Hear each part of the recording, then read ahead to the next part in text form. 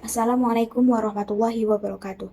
Di sini saya Sofana Rufiuddin Arifin dengan NIM 25010222662 akan menjelaskan tentang teori belajar behavioristik. Menurut para ahli, di sini teori belajar behavioristik adalah teori belajar yang mengedepankan perubahan perilaku peserta didik sebagai hasil proses pembelajaran. Di sini terjadinya perubahan tingkah laku diakibatkan oleh adanya interaksi stimulus dan respon.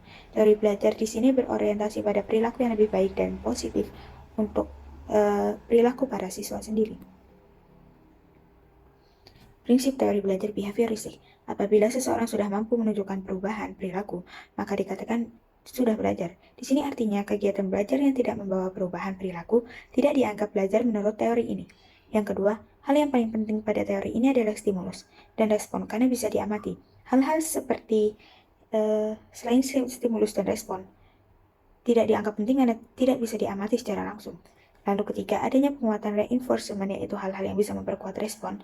Di sini penguatan bisa berupa penguatan positif dan negatif. Lalu di sini ada hukum pada teori belajar behavioristik. Di sini yang pertama yaitu hukum kesiapan. Berarti bahwa kegiatan pembelajaran akan memberikan hasil yang diinginkan jika ada kesiapan, baik kesiapan oleh pendidik maupun peserta didik. Yang kedua ialah hukum efek. Di sini berarti bahwa efek yang digunakan atau dirasakan oleh peserta didik setelah belajar akan memotivasi dirinya untuk terus belajar. Contohnya, seorang peserta didik mendapatkan hadiah berupa buku paket matematika karena berhasil mendapatkan nilai sempurna pada ujian tulis matematika tersebut. Lalu yang ketiga ada hukum latihan. Di sini memiliki arti bahwa semakin banyak latihan, semakin besar peluang untuk berhasil. Artinya, kegiatan pembelajaran akan berhasil jika peserta didik dibiasakan untuk latihan secara kontinu dan terukur. Lalu di sini terdapat ciri-ciri teori belajar behavioristik. Hasil pembelajaran, yang pertama hasil pembelajaran fokus pada terbentuknya perilaku yang diinginkan. Lalu yang kedua mengutamakan pengaruh lingkungan. Lalu ketiga bersifat mekanistis atau dilakukan dengan mekanisme tertentu, misalnya dengan meminta maaf. Lalu keempat mementingkan perubahan pembentukan reaksi atau respon dengan bentuk perubahan perilaku sang siswa itu sendiri.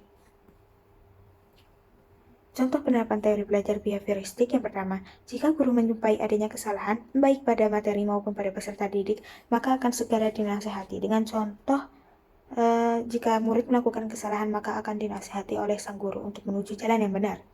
Lalu yang kedua, di sini guru lebih aktif memberikan latihan agar terbentuk kebiasaan yang diinginkan. Dengan contoh, guru memberikan contoh terlebih dahulu pada peserta didik agar peserta didik bisa langsung mengimplementasikan. Lalu yang ketiga di sini, guru harus mampu memberikan penguatan reinforcement, baik dari sisi positif ataupun negatif. Di sini dengan contoh sisi positifnya yaitu memberikan rewarding, lalu untuk negatifnya memberikan punishment kepada siswa yang membuat kesalahan. Lalu kelebihan teori belajar behavioristik sini yang pertama yaitu peserta didik biasakan untuk latihan dan praktik yang di dalamnya membuat unsur kecepatan, spontanitas, kelenturan, refleks, dan daya tahan. Kedua, peserta didik guru mampu mendorong peserta didik untuk berpikir linear dan konvergen.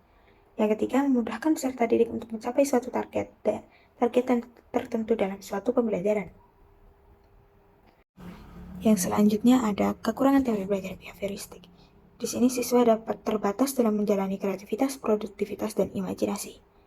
Lalu, pembelajaran hanya berpusat pada guru sehingga peserta didik terkesan lebih pasif. Ketiga, berpotensi menimbulkan hukuman verbal dan fisik seperti memberi hukuman peserta didik yang melanggar aturan atau bahkan menjeber.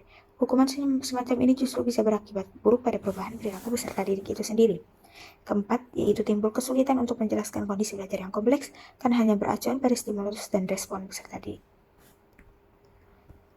Sekian dari saya, mohon maaf bila ada salah kata. Wassalamualaikum warahmatullahi wabarakatuh.